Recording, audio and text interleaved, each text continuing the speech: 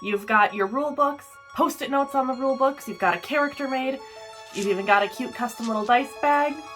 All that's left is to sit down and play. But then your fellow character from across the table looks at you and asks, "So, where you from? What's your story?" And now you have to figure out your character's backstory and what that means for your character. You figured out the mechanical pieces of it, but the intrinsic stuff could use a little bit of work still. If they're from a small village, maybe they don't really know to look both ways at an intersection to make sure a speeding wagon isn't coming their way because there's only 2 wagons in town to begin with. Or maybe they're afraid of the dark because monsters come out at night and it's only safe inside. Or maybe if they're from the city, that's the best time for them to get out and explore and see the nightlife. You'll notice some of these things that I'm mentioning aren't even a huge part of a backstory as much as characterization quirks and habits. And I think that those types of quirks really breathe a lot of life into a character. So let's hit up a fantasy city ourselves and let's talk about those. I recently had the excellent opportunity to be able to go to Glasgow and actually meet Rich from Renegade Rolls and bully him into being my tour guide for the day. And we talked about this and a bunch of other things, so hi, I'm Misty, this is Misty Steps. Get your passport and let's get into it. One of the first places that Rich took me was the Transportation Museum in Glasgow. It was a very cool museum showing the changes from horse-drawn carriages to the first automobiles in Scotland to an old 1960s bus. But one of the big things that we talked about was the tall ship built in 1700s, the Glenlee. If you have a character that is going to be from, example, Fantasy Glasgow. Love Fantasy Glasgow.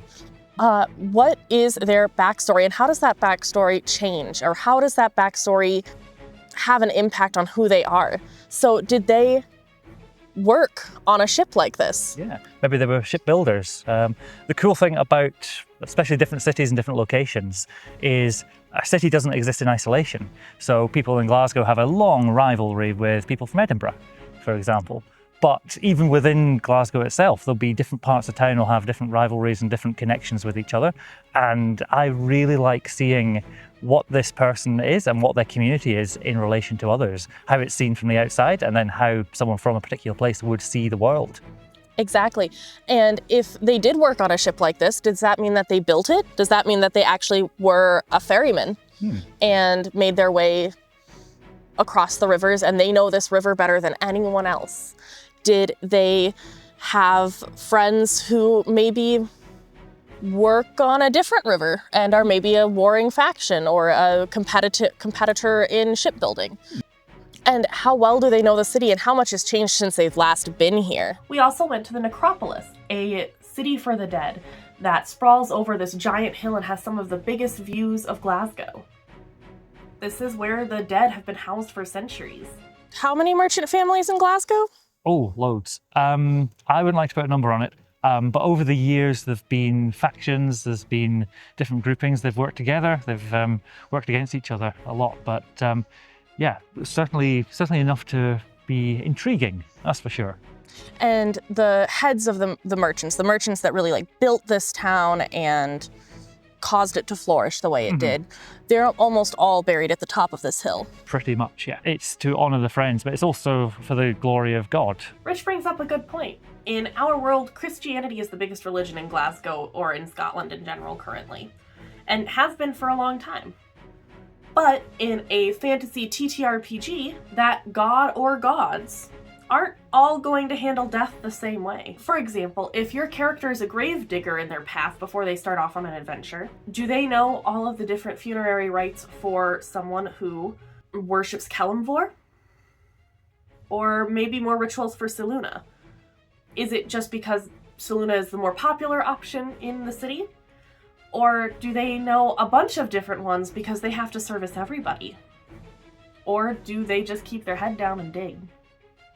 And of course, in Glasgow, you have to stop and see the Duke. I do see, speaking of adventures, I think the Duke here might have partied a little too hard, it looks like. Always. That's the thing.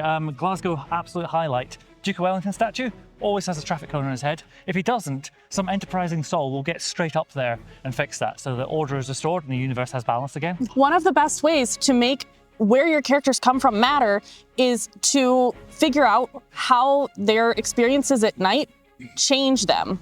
Are they running from monsters at night and going in homes and wanting to make up camp right away? Or do they think that this is the best time of day? Pun intended. Do they think that this is the time to be awake, to explore the best, to see the sights, to see the stars out? Is this the time to maybe pull some shenanigans? Do you like a good shenanigan? Should we find some shenanigans? Let's. Cool. Ah! Your GM should be letting you know just how much backstory is actually necessary for your character as far as history, names of NPCs, everything like that. But these smaller things aren't something that your GM is going to necessarily ask for. These are just quirks and habits that can help you embody that character a little bit easier. None of these truly change the plot. They may not change the motivation for your character, but they change how your character interacts with the world, and potentially more so, how the world interacts with your character. And I think that that's important to consider. Thank you again to Rich from Renegade Rolls for being me and Mr. Step's tour guide while we were in Glasgow. It was absolutely wonderful to get to meet you and hang out. And thank you to all of those who watch. It is very appreciated. And please like, share, subscribe, comment, and tell me what your favorite piece of local lore in your hometown is. Thanks for watching, and I'll see you next time.